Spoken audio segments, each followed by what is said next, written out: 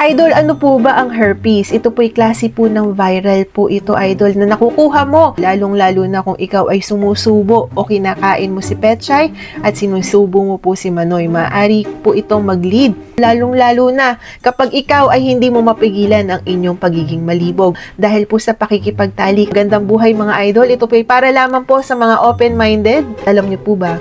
Ito pong herpes ay meron pong dalawang klase ito. HSV1, ito po ay mostly na makikita po ninyo sa inyong mga bibig. May mga tumutubo po na blister dyan, idol. Gugulat ka na lang, lalong-lalo na kapag down na down ang inyong immune system.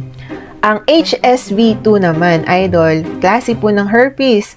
Ito naman po ay mostly matatagpuan sa lower body po. Ibig sabihin, sa lower part, sa mismo pong Manoy at sa mismo pong Petchay. Open po yung sugat, idol, na maliit na sugat dyan na tumutubo. Yan po ay painful, napakasakit, idol. Malalaman mo na agad na ikaw po ay may herpes sa pamamagitan ng makikita mo sa inyong bibig. Kumbaga, idol, parang singaw. Yan, idol, parang singaw.